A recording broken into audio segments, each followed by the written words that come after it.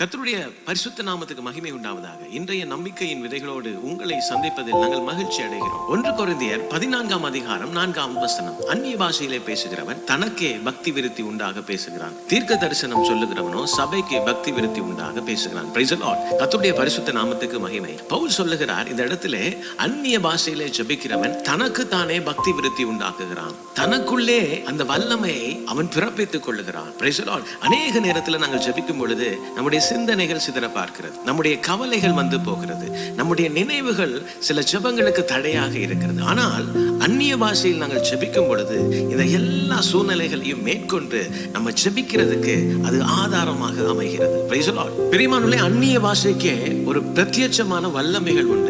John pattern என்ற ஒரு Scotland missionary, அவர் வனாட்டு தீவுகளிலே காடுகளிலே ஊழியம் செய்து கொண்டிருக்கும் பொழுது அவரை கொல்லுகிறதுக்கு ஒரு கூட்ட காட்டுவாசி ஜனங்கள் வந்த பொழுது அவர் அந்நிய பாஷையிலே ஜெபித்தார்.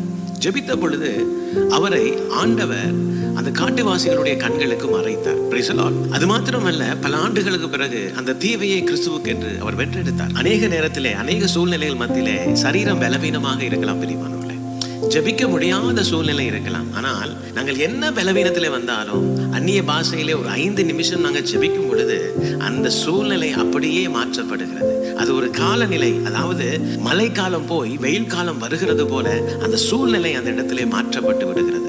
அதற்கு பின்பு ஆவியானவர் நம்மை கொண்டு வாக்கு கடங்கா பெருமூச்சுக்களோடு வேண்டுதல் செய்து நம்முடைய காரியங்களை தேவனிடத்திலே அறிய பண்ணுகிறார். பிரியமானவர்களே, அந்நிய பாஷைக்கே உரிய வல்லமைகள் இந்த நாளிலே கர்த்தர் தாமே இந்த வசனங்களோடு உங்களை ஆசீர்வதித்திருப்பார் என்று நான் விசுவாசிக்கிறேன்.